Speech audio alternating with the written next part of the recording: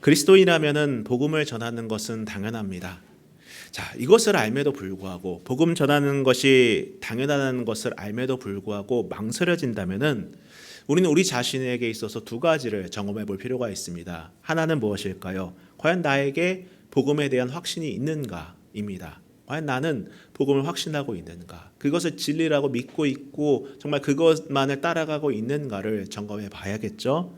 또 한 가지는 혹여라도 내가 복음을 전할 때에 다른 사람들이 즉 세상이 복음을 거절할까 두려워하고 있지는 않은가를 점검해 볼 필요가 있습니다. 물론 저는 저와 여러분 모두가 복음에 대한 확신을 가지고 있다고 믿습니다. 자, 그렇다면은 두 번째 문제인 세상의 거절을 두려워하지는 않는지를 생각해 볼 필요가 있다는 거예요. 과연 내가 복음을 전하였을 때에 세상이 거절하고 오히려 욕을 하고 오히려 나를 비난하지는 않을까? 그것이 두려워서 전하지는 않는 것은 아닌지 생각해 볼 필요가 있습니다. 근데 여러분, 세상의 복음에 대해 부정적인 것은요, 어제 오늘의 일만은 아닙니다. 그냥 오늘날 복음이 힘을 잃었다 이런 부분이 아니라 여러분 옛날부터 그랬습니다. 단적인 예로 여러분 구약 성경을 보더라도 어떻습니까? 구약 시대 역시 하나의 말씀이 선포될 때에는 어디든 누가 등장했습니까? 그것을 적대시하는 사람들이 어디든 있었다는 거예요. 요즘 여러분께서 묵상하시는 예레미야를 보더라도 여러분 예레미야가 하나님 말씀이 임하고 그 말씀을 선포할 때에 가장 큰 적이 누구였습니까? 그것을 회방하고 그것을 못하게 막던 사람들이 누구였나요? 바로 이스라엘 사람들이었다는 거예요. 예레미야가 하나님 말씀을 선포할 때에 그것으로 반발할 때에 대표적으로 누가 그럽니까? 다른 사람도 아니고 제사장의 아들이 예레미야를 어떻게 합니까? 때리고 고문하는 내용도 그 안에 있습니다. 누구가 아니에요. 다른 이방인이 아닙니다. 하나님의 말씀을 전하는 그 제사장이 오히려 예레미야가 전하는 것을 싫어하여서 그를 때리고 고문하는 그러한 모습을 보게 됩니다. 또 어떤 사람은 너같이 온전치 못한 사람이 무슨 하나님의 말씀을 전하느냐라고 비아냥거리기도 하는 것이 예레미야서에 나와 있어요. 그리고 신약 시대도 마찬가지입니다. 오늘 성경을 보시면 아시겠지만 17절부터 한번 보시기 바랍니다. 대제사장과 그와 함께 있는 사람 즉 사두개인의 당파가 다 마음의 시기가 가득하여 일어나서 사도들을 잡아다가 옥에 가두었더니, 자, 사도들이 예수 그리스도를 전혀 모르는 이방 땅에서 복음을 전하다가 잡힌 것이 아니에요.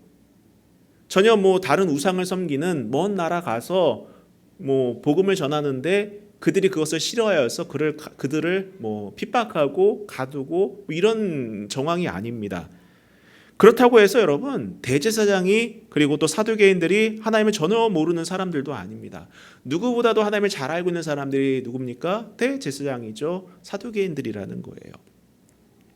또한 사도들이 전하는 복음 내용이 국가를 전복시키자, 어떤 테러를 일으키자, 어떤 선동을 한다 이런 것도 아니었습니다.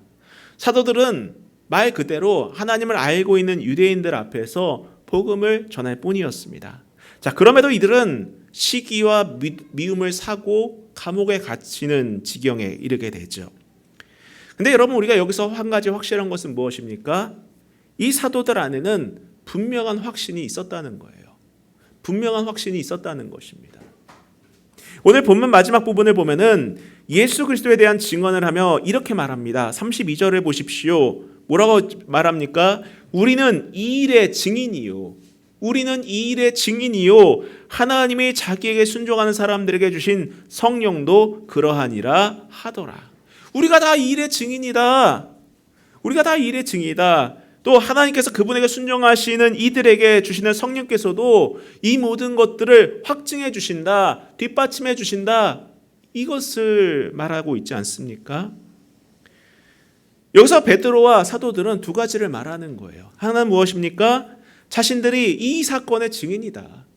이 놀라운 기적의 역사, 부활의 역사, 예수 그리스도의 죄사함의 역사에 바로 그 증인들이다 라고 말하는 것과 다른 하나는 무엇입니까? 하나님께서 그분께 순종하는 사람들에게 주시는 성령께서도 이 모든 일들을 확증해 주신다. 다시 말하면은 지금까지 일어난 놀라운 역사들은 바로 예수가 그리스도시고 살아계신 하나님의 아들이심을 증언하는 놀라운 일들이다. 바로 성령께서 이것을 증언해 주신 것이다. 사람들이 나가 방언을 하고 또 나면서부터 한 번도 걸어보지 못했던 이가 일어나는 이런 놀라운 일들은 다른 별개의 사건이 아니라 이것이 바로 복음의 증거다. 성령께서 확증해 주시는 일이다라고 말해주고 있는 것입니다. 저는 이 32절의 고백을 중심으로 오늘 여러분과 이 두 가지를 묵상해 보려고 합니다. 자, 첫 번째로는 우리는 이 일의 증인이요라는 고백을 볼게요. 자, 여러분 누구를 증인이라고 합니까? 누구를 증인이라고 합니까? 특정한 사건을 보고 듣고 경험한 사람을 증인이라고 합니다. 전혀 그 사건을 보지 못한 사람을 증인이라고 하지 않아요. 그렇지 않습니까? 성경을 본 베드로를 비롯한 사도들이 나는 특정한 교리의 증인입니다라고 말하지 않아요. 혹은 특정한 사상의 증인들입니다라고 말하지 않습니다. 특정한 지식이나 이념이나 이런 것들의 증인이라고 말하지 않아요. 뭐라고 말합니까? 우리는 오직 한 분, 예수 그리스도의 증인이다라고 선언하고 있다는 거예요. 다른 게 아닙니다. 다른 게 아니에요. 우리가 이 일의 증인이라는 것은 그 이 일이란 예수님의 우리가 그 증인이다. 예수님 때문에 일어난 모든 사건에 우리가 증인이다. 이 얘기를 고백하고 있는 것입니다. 자, 우리가 복음서를 통해서 알 수 있는 것이 무엇입니까? 베드로를 비롯한 사도들은요, 예수님과 동고동락한 사람들이었어요. 가장 가까이서 예수님을 보았던 사람들입니다. 그렇지 않습니까? 주님께서 가르치시는 말씀을 들었던 사람들이었어요. 자, 그럼에도 불구하고 이들은 어떻게 합니까? 어떤 행동을 보입니까? 예수님께서 붙잡히시던 날 밤에 이들은 도망쳐요. 다 흩어집니다. 심지어 베드로는 예수님을 강하게 세 번 부인하기까지 합니다. 난 그분을 모른다. 저주하면서 부인하기까지 합니다. 또 십자가에 달려 돌아가신 후에도 어떻게 합니까? 이들은 다 숨어 있었어요. 혹시라도 자신들의 정체가 들킬까 봐 모두 숨어 있었습니다. 그뿐입니까? 예수님께서 부활하신 모습을 몸소 보여주셨음에도 불구하고 베드로는 뭐라고 말합니까? 요한복음을 보면은요, 우리 물고기나 잡으러 가자. 그게 그들의 행태였어요. 그런 것을 보았음에도 불구하고 경험했음에도 불구하고 들었음에도 불구하고 그것이 그들이 보여준 행태였습니다. 자, 그러나 어느 날 갑자기 이들이 나타났어요. 이들이 나타났습니다. 그리고 예수 전함을 싫어하는 사람들에게 또 너가 만약에 예수님을 전하면 목숨을 빼앗겠다, 네가 가진 재산을 빼앗겠다, 네가 누리던 모든 환경을 빼앗겠다고 말하는 그 사람들 앞에서 복음을 전한다는 거예요. 여러분, 이것이 이해가 되십니까? 이게 이해가 되시나요? 제가 예전에 그 말씀을 보면서 주님은 살아계십니다라고 고백했다라고 말씀드렸지 않습니까? 제가 이 사도행전을 읽으면서 바로 이 부분에 깨졌다는 거예요. 과연 이게 가능한가라는 거예요. 이게 가능하냐? 여러분, 사람이 변합니까? 사람 안 변해요. 여러분, 안 변합니다. 사람이 변한다는 것은 쉽지가 않아요. 어지간한 사건을 겪어도요, 잘 안 변합니다, 여러분. 잘 안 변해요. 그 의사들이 그런 얘기 한다지 않습니까? 제가 이제 간 쪽에 대해 관심이 많아서 그런 것들을 종종 챙겨 보지만은 알코올성으로 간이 망가졌다. 그러면 이제 의사들이 그것을 어떻게 합니까? 이식을 한다든지 어떻게 치료를 하지 않습니까? 그리고 늘 말한대요. 다시는 음주를 하지 마세요. 얘기한답니다. 근데 그 사람이 그것을 고칠까요? 못 고쳐요. 못 고친다는 거예요. 고치지 못한다는 것입니다. 요즘 마약 사범들도 많이 늘어나고 있다지 않습니까? 여러분, 그것도 여러분 한번 중독되면 못 고치는 거예요. 못 고칩니다. 사람은요, 인간에서는 잘 변하지 않아요. 진짜 하나님의 은혜가 아니고서는 사람은 변하지 않습니다. 그게 인간이라는 거예요.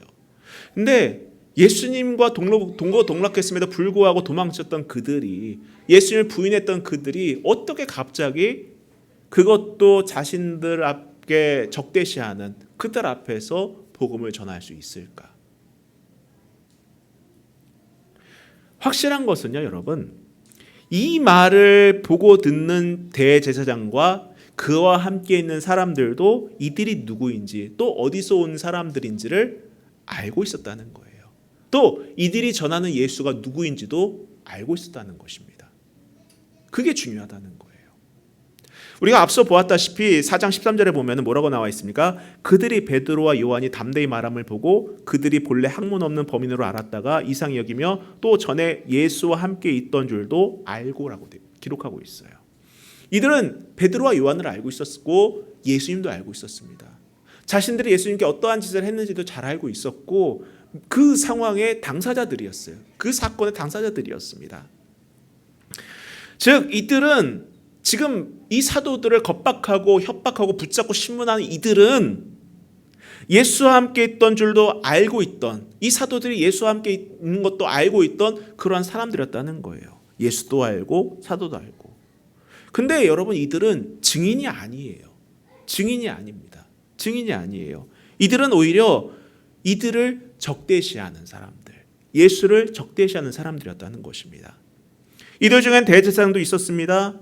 분명 예수님도 알고 하나님도 알고 사도들도 알고 이들이 전하는 것이 무엇인지도 알고 있는 사람이었어요. 그럼에도 불구하고 증인이 아니라 적대시하는, 대적하는 사람들이었습니다. 왜일까요? 무슨 이유 때문입니까? 바로 자신들이 처한 현실을 인정하지 않고 있었기 때문이라는 겁니다. 두려워 떨고 있던 사도들에게 그리고 여러 성도들에게 성령이 임했습니다. 이들은 각 나라 방언으로 복음을 전했어요. 걷지 못하는 사람을 일으켰습니다. 많은 사람들이 예수의 복음을 듣고 우리가 이제 어찌하면 좋겠습니까? 라고 탄식하면서 회개의 역사가 일어나고 있음에도 불구하고 대제사장과 그와 함께 있던 사람들은 이 놀라운 사건을 전반적으로 알매도 불구하고 자신과 현실을 보려하지 않고 있었다는 거예요. 눈 감고 있었다는 것입니다. 외면하고 있었다는 거예요. 그래서 그들은 증인이 될 수 없었습니다.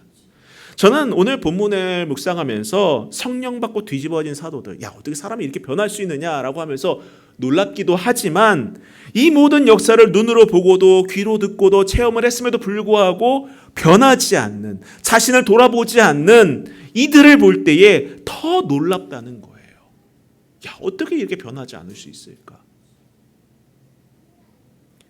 속된 말로 여러분 그런 사람이 있습니다. 내 앞에 하나님 보여봐라. 그럼 난 믿겠다. 여러분 그 사람 하나님 봐도 안 믿습니다. 그런 사람은 봐도 안 믿어요. 지금 이들이 누군가를 정죄할 때입니까? 나면서 걷지 못했던 사람을 걸었다고 해서 붙잡고 신문할 때인가요? 너 왜 걸었어? 누가 걷게 한 거? 이걸 신문할 때인가요? 많은 사람들이 회개의 눈물을 흘리면서 어떻게 하면 좀 더 말씀을 들어보고자 하는데 못 듣게 할 때입니까? 말 그대로 은혜의 때이고 구원받을 때임에도 불구하고 이들은 끝까지 어떻게 합니까? 자신들 앞에 분명히 보이는 현실을 보려하지 않고 외면하고 있다는 거예요. 자기 자신이 얼마나 큰 죄인인지, 스스로 얼마나 부패하였는지, 이대로 있으면 멸망당하는 운명인지를 깨닫지 못하고 복음을 적대시하고 대적하고 있다는 겁니다. 이 사회 모습과 너무나도 비슷하지 않습니까, 여러분? 어느새 우리나라는요, 정말 두려운 나라로 이렇게 조금씩 바뀌어가고 있는 것 같아요. 사람들이 많은 곳에서 칼부림이 일어나고, 마약을 던지기 수법으로 유통하고, 그것도 어린 아이들이, 예? 무서운 사건들이 비일비재하고, 협박과 공갈이 판치고 있고, 이런 사건을 볼 때 여러분 어떤 생각이 드십니까? 그럼에도 불구하고 사람들은요, 자신의 내면을 보려하지 않습니다. 자신이 얼마나 큰 위기에 놓여 있는지를 보려하지 않는다는 거예요. 자, 여러분 그러면 왜 성경에 나온 제사장과 그와 함께한 사람들이 왜 자기 자신을 보지 못하고 있는 것입니까? 왜 스스로 하나님의 대적자로 남겨지려고 한 것입니까? 이유는 단순합니다. 바로 그들은 포장된 인생, 다른 말로 외식하고 있는 인생을 살고 있었기 때문이라는 거예요. 이들의 관심은 다른 데 있지 않습니다. 남에게 내가 어떻게 비춰질까? 여기에만 관심이 있다는 거예요. 그래서 그들은 율법에 적혀있는 몇 가지만 이행하면은 자신은 하나님이 택한 백성이 된다고 착각하고 있었다는 것입니다. 그 기준이 무엇입니까? 다른 사람이라는 거예요. 하나님이 기준이 아니라 다른 사람 보기에 내가 하나님 백성이라고 착각을 불러일으킬 만한 그러한 행동을 보이면 된다라고 여기고 있었다는 것입니다. 이해가 되시나요, 여러분? 남들보다 좀 더 아는 지식으로 회당에서 강론함으로 스스로 만족하는 인생을 살았다는 거예요. 사실 저도 두려워요. 저도 두렵습니다. 설교는 한다 하지만은 이게 저인 것처럼 포장될까 봐 두렵다는 거예요. 예전에 제가 이제 설교 때문에 고민할 때가 있었습니다. 나는 부족하고 부끄러운데 내가 과연 설교할 자격이 있는가? 그때 이제 아내가 그런 얘기를 해주더라고요. 당신의 얘기를 하는 것이 아니라 하나님의 메시지를 선포하는 것이다. 이런 얘기를 해줘갖고 참 위로가 되었었는데 저 역시도 부족하고 부끄러운 존재입니다. 저는 스스로 말씀을 전비하고 전하면서 늘 드는 생각이 나는 내가 전하는 그러한 삶을 살아내지는 못한다라는 생각을 늘 해요. 내가 그러한 사람이라고 생각하지 않습니다. 그렇지만은 하나의 진리라는 이 하나의 말씀을 선포함으로 저도 그 말씀을 따르려고 하고 여러분도 마찬가지로 그 말씀을 따르기를 바라는 마음으로 전할 뿐이라는 거예요. 그게 제 진심입니다. 그게 저의 진심이에요. 그러나 이 시대의 그 대제사장이라든지 여러 사두개인들은 그들이 회당에서 전하는 것, 조금 성경 더 안다고 전하는 것으로 자신이 그러한 사람이 된 것처럼 착각하고 있었다는 거예요. 여러분, 요즘 이 사회를 심판해야 될 재판관들이 정상인가요? 정상입니까? 입에 담기도 부끄러운 일들을 그들도 자행하고 있잖아요. 그렇죠? 그게 인간이라는 거예요. 그게 인간입니다. 판사가 도덕적인가요? 절대 그렇지 않습니다. 목사도 마찬가지고요. 우리는 다 죄인일 뿐이에요. 연약한 죄인일 뿐입니다. 스스로 말하는 것으로 자신을 포장하지 마세요. 내가 이렇게 말하니까 나는 그런 사람인 것처럼 착각하지 마시기 바랍니다. 우리 자신을 우리 스스로가 잘 알고 있어요. 결국 이 모든 것들이 이들과 하나님의 사이를 멀어지게 했다는 거예요. 결국 사람의 영광을 구하는 그들의 삶을 통해서 하나님의 영광을 더 이상 구하지 않는, 하나님의 영광을 떠난 그런 삶을 살게 된 것입니다. 이런 포장된 인생은 오늘 우리에게도 치명적인 결과를 낳고 있지 않습니까? 아이들이 읽는 동화 중에서 벌거숭이 임금님이라는 동화가 있어요. 잘 아실 겁니다. 어떤 이야기입니까? 사기꾼 두 사람이 임금을 상대로 사기를 치죠. 어떻게 합니까? 눈에 보이지 않는 옷이지만은 이것은 착한 사람들 눈에만 보이는 옷입니다. 라고 거짓말을 하죠. 벌거숭이 임금님이 그걸 보고서는 보이는 것처럼 얘기를 합니다. 그래, 난 잘 보여. 실제는 보이지 않지만 보이는 것처럼 말합니다. 사람들도 어떻게 반응합니까? 그 소문을 알고 있기 때문에 혹시라도 자기가 착하지 않은 사람인 것처럼 비춰지기가 두려워서 당신이 입고 있는 옷은 정말 멋집니다. 결국에는 보이지 않는 옷을 입고 거리 행진을 합니다. 많은 사람들이 박수치고 대단한 옷입니다라고 찬사를 보낼 때에 한 아이가 소리치죠. 임금님이 벌거벗었다라고. 그렇죠? 우리가 잘 알고 있는 우화입니다. 자, 오늘도 이 이야기처럼 현대인들에게 사탄이 속삭입니다. 야, 이 옷을 입어봐. 이 옷은 세상에서 가장 아름다운 옷이야. 이렇게 막 속삭인다는 거예요. 봐, 사람들이 환호하잖아. 신상이 나왔어. 이것을 가지면 너는 행복할 거야. 그런 얘기를 한다는 거예요. 그곳을 가봐. 너는 너의 삶에서 큰 행복을 누리게 될 거야. 그것을 소유해봐. 그것을 누려봐. 이게 사단의 속삭임이 아니겠습니까? 결국 포장된 인생을 살다가 동화에선 아이들에게 창피를 당하는 것으로 끝나지만은 이 사탄의 속삭임에 넘어간 결과는 무엇일까요? 하나님의 진노라는 거예요. 여러분, 우리는 증인입니다. 우리는 증인이에요. 우리는 증인입니다. 우리는 복음의 증인된 인생을 사는 사람들이에요. 그것을 우리는 꼭 기억해야 됩니다.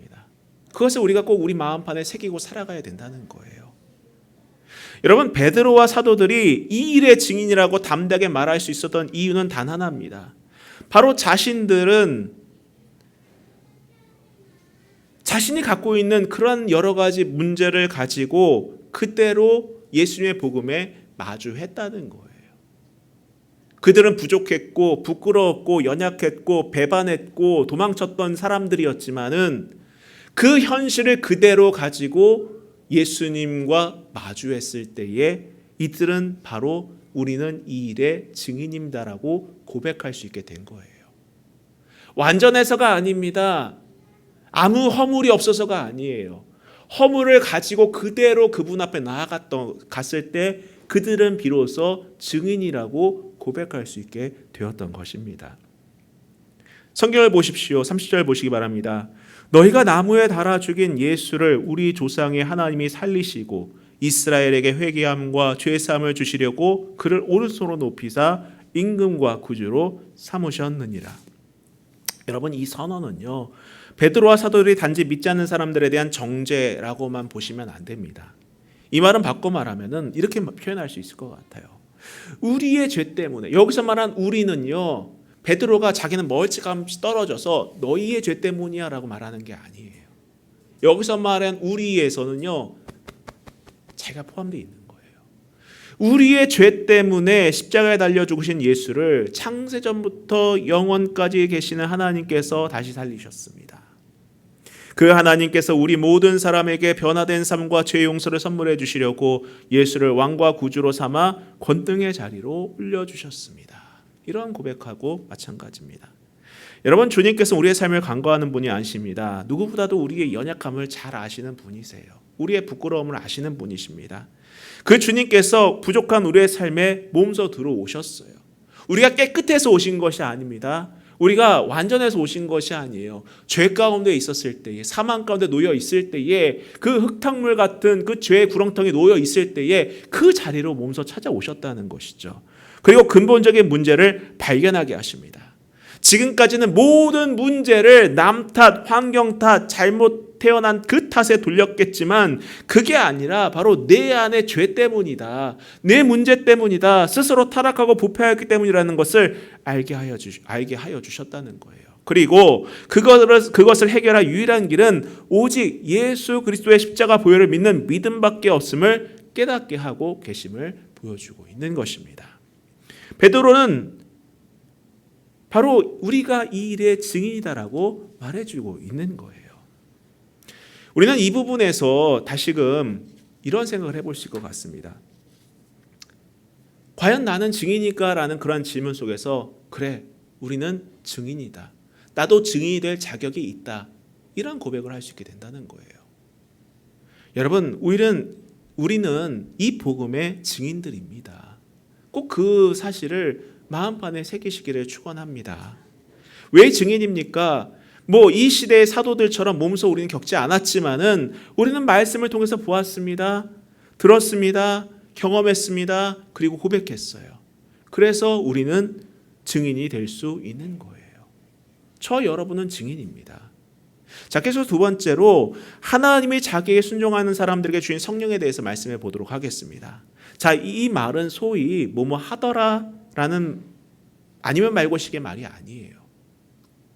좀 더 정확하게 표현한다면은 하나님이 그분께 순종한 이들에게 주신 성령께서도 이 모든 일을 확증해 주십니다라는 표현입니다. 자, 오늘 본문은 순종하는 사람이 무엇인지를 잘 보여주고 있죠. 18절부터 보겠습니다. 자, 18절부터 보면은요, 사도들을 잡아다가 옥에 가두었더니 주의 사자가 밤에 옥문을 열고 끌어내어 이르되, 자, 가서 성전에 서서 이 생명의 말씀을 다 백성에게 말하라 하매. 자, 보시다시피 베드로를 비롯한 사도들이 복음 전함 때문에 감옥에 갇혔죠. 근데 놀라운 체험을 합니다. 성경에서 보셨다시피 주님의 사자가 감옥문을 열고 이들을 끌어내어서 한 가지를 지시합니다. 무엇입니까? 이 생명의 말씀을 다 백성에게 말하라는 거예요. 백성에게 전하라는 것입니다. 여기서 이 생명의 말씀은 문자적으로 말한다면 이 생명의 모든 말씀을 이란 표현이에요. 즉 복음을 일컫는 다른 방법입니다. 자, 그런데 여기서 집중해 볼 것은 무엇입니까? 바로 사도들의 반응이에요. 21절을 보십시오. 그들이 듣고 새벽에 성전에 들어가서 가르치더니 라고 되어 있다는 겁니다. 자, 이들은 분명 감옥에 갇혀서 갖은 고초를 겪었습니다. 잠도 자지 못한 상태였어요. 자, 그러면은 어떻게 해야 되지? 어떻게 합니까? 일반적인 사람은요, 도망가야겠죠. 감옥에서 나왔는데 또 붙잡힐까 두려워서 도망가야겠죠. 잠도 자지 않았으니까 어디 숨어서 좀 잠을 청해야 되지 않겠습니까? 좀 쉬고 복음을 전하든 뭘 하든 해야겠죠. 그러나 그 말씀에 순종하여서 즉시로 어떻게 합니까? 새벽에 성전으로 가서 어떻게 해죠? 복음을 전한다는 거예요. 이때 놀라운 일이 일어납니다. 다시 대적하는 사람들이 등장해요. 21절부터 보시면은요, 어떻게 기록하고 있습니까? 대제사장과 그와 함께 있는 사람들이 와서 공회와 이스라엘 족속의 원로들을 다 모으고 사람을 오게 보내어 사도들을 잡아오라 하니, 자, 그리고 말씀처럼 대제사장과 그와 함께 있던 사람들이 자신들에게 유리한 사람들을 모으고 감옥에 사람을 보내서 붙잡혀 있는 사도들을 데리고 오라고 명령을 합니다. 아직까지 이들은 감옥에서 어떤 일이 일어났는지를 모르고 있었어요. 잘 모르고 있었습니다. 그래서 부활을 시켜서 이들을 데려와라 명령을 합니다. 분명 감옥은 든든히 잠겨 있었고 지키는 사람들도 잘 지키고 있었어요. 그런데 그 안이 어땠습니까? 빈 감옥이었다는 거예요. 빈 감옥이었다는 것입니다. 여러분, 이 상황이 이해가 되십니까? 정말 웃지 못할 상황 아닌가요? 대적자들은 자신들이 이겼고 자신들의 뜻대로 모든 것이 진행될 줄로 알았지만은 막상 가보니 그 감옥은 빈 감옥이었다는 거예요. 상황은 급박하게 돌아가고 있습니다. 24절을 볼게요. 성전 맡은 자와 제사장들이 이 말을 듣고 의혹하여 이 일이 어찌 될까 하더니, 자, 성전 경비대장과 대제사장들은 당황했습니다. 이게 도대체 어떻게 된 일이냐? 이런 일이 가능이나 한 일이냐? 이게 도대체 무슨 일이냐? 어떤 일이 난 거냐? 그때 누군가가 나서서 말합니다. 감옥에 가두었던 그 사람들이 지금 다시 성전에 가서 복음을 전하고 있습니다. 이제 상황이 역전된 거예요. 역전된 것입니다. 대적자들이 사도들을 두려워하기 시작했어요. 사도들이 전하는 그 말을 듣고자 사람들이 모이기 시작했습니다. 그것을 또 두려워하기 시작했어요. 이것이 바로 예수 그리스도의 복음의 능력임을 여러분 믿으시기 바랍니다. 우리는 이 부분에서 이전에 마태복음 말씀 가운데 우리가 잘 알고 있는 말씀을 기억해낼 수 있습니다. 예수님께서 뭐라고 말씀하셨습니까?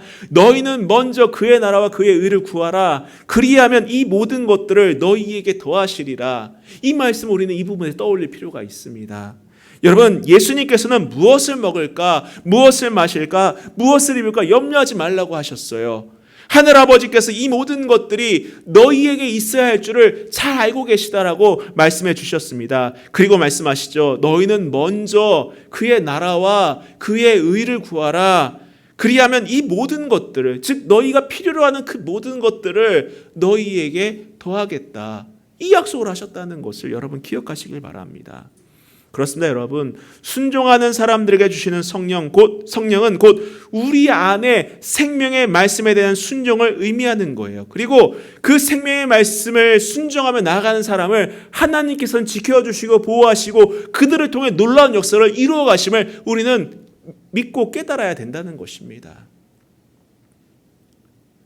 비록 그 전하는 상황이 녹록하지 않더라도, 내가 원하는 그런 환경이 아니더라도 정말 새벽에 성전에 올라가 전한 그 사도들과 같이 우리 안에 이러한 열정이 일어날 때에 지금 우리를 누르고 있는 모든 상황은 역전되게 된다는 거예요. 역전되게 된다는 것입니다. 반전이 일어난다는 거예요.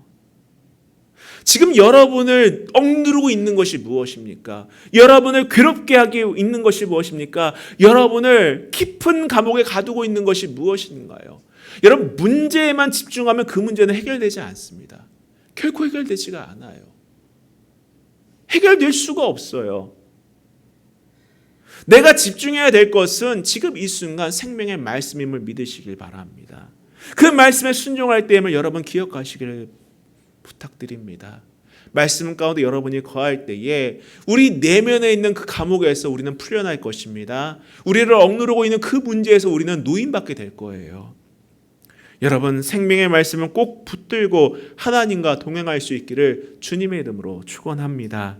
자, 한 가지 또 여러분께 말씀드릴 게 있습니다. 자, 한국 교회사 가운데에 정말 성결교회 그 역사 속에서 정말 길이 남는 그 부흥 강사님이 한 분 계세요. 바로 이성봉 목사님이란 분이에요. 대부분이 모르실 겁니다. 상당히 옛날에 활동하던 분이셨기 때문에. 이 목사님은 교단을 떠나서 한국 교회에서도 인정받던 그런 부흥 강사님이셨는데, 이분 항상 세 손가락 인사로 유명했다고 해요. 하나님 제일, 예수 중심, 성령 충만. 하나님 제일, 예수 중심, 성령 충만. 이 세 손가락 인사로 유명했다고 합니다. 그리고 그분께서 길을 걸어가실 때는요, 항상 그 손을 꼭 쥐고 걸었다고 해요. 왜냐고 물어보니까는 이 손은 주님을 꼭 붙든 손입니다라고 고백했다고 합니다. 물론 그렇다고 해서 성령 하나님의 손을 이렇게 붙잡고 갔다 이렇게 하기보다는 아마도 그만큼 이분은 매 순간순간 하나님과 동행하려고 애썼던 분이 아니셨을까, 이렇게 생각해 볼 수 있다는 거예요. 여러분의 그런 열정이 있습니까? 여러분에게는 그러한 믿음이 있습니까? 매 순간 하나님과 동행하려고 하는 그러한 끈기가 있습니까? 여러분, 말씀을 정리하겠습니다. 포장된 인생을 사는 것만큼 힘든 일이 없어요. 다른 사람이 나를 어떻게 평가할까? 다른 사람들의 삶의 기준을 보면서 나는 저렇게 살 수 있을까? 이런 평가에 연연하면은요, 여러분 인생 자체가 고단합니다. 힘들어요. 그리고 그거와 더불어 하나님과도 멀어지는 삶을 살 수밖에 없는 거예요. 비록 세상이 믿음 안에 있는 사람에 대하여서 좀 안 좋게 대하더라도, 우호적이지 않더라도, 비난할지라도 여러분 담대하시고 그분의 손을 꼭 붙들고 믿음 가운데 나아갈 수 있기를 주님의 이름으로 축원합니다. 때를 얻든지 못 얻든지 기회가 될 때마다 복음을 전할 수 있기를 바라요. 단순히 입술로만이 아니라 여러분의 삶을 통해서도 전할 수 있습니다. 제가 요즘 예레미야서를 통해서 여러분과 함께 나누고 있지 않습니까? 하나님께서 예레미야에게 말씀이 임할 때에 꼭 입으로만 전하는 것이 아니었잖아요. 그의 삶을 통해서 이스라엘 현 주소를 말하고 있지 않았습니까? 여러분 한 사람 한 사람의 삶은요, 복음입니다. 복음이에요. 여러분의 일거수일투족이 복음 전함입니다. 입으로 전할 때는 전할 필요도 있겠지만은 사람들은 여러분이 기독교인인 거 다 알고 있어요. 교회 다닌다는 거 다 알고 있어요. 자, 그럼 여러분의 삶을 통해서 여러분은 기꺼이 그분을 증언해야 되지 않겠습니까? 여러분, 우리는 담대하게 설 수 있습니다. 그 이유가 무엇입니까? 바로 우리가 이 일의 증인이기 때문이에요. 복음의 증인이기 때문입니다. 생명의 말씀을 품고 전하고 있기 때문이라는 거예요. 그것을 갖고 나아갈 때에 여러분의 삶도 변할 수 있고요. 여러분 때문에 이 사회도 바꿔 나갈 수 있습니다. 여러분, 이 시대가 왜 이렇게 악해졌냐고요? 그리스도인들이 그 삶을 살아내지 못하기 때문입니다. 그것 때문이라는 거예요. 과거와 지금이 뭐가 다르냐고요? 그때는요, 우리 어머니 세대들, 우리 아버지 세대들이 믿음대로 살았기 때문이에요. 그래서 세상에는 변화가 있었습니다. 많은 놀라운 능력이 나타났었어요. 그러나 지금은요, 여러분 어떻습니까? 20대 믿는 비중이 많이 줄었다고 했잖아요. 근데 오히려 늘어난 게 무엇입니까? 마약사범들, 폭력사범들, 범죄율, 이런 게 늘어나지 않았나요? 여러분, 우리가 전할 때예요. 우리가 증인으로 살 때입니다. 여러분을 통해서 이 사회가 바뀔 줄 믿습니다. 여러분을 통해서 이 사회가 나아질 줄 믿습니다. 하나님께서는 여러분을 증인으로 사용하길 원하세요. 여러분이 처한 곳이 어디이든지 간에 빛과 소금의 역할을 감당할 수 있기를 주님의 이름으로 축원합니다. 우리 찬양하고 기도하도록 하겠습니다.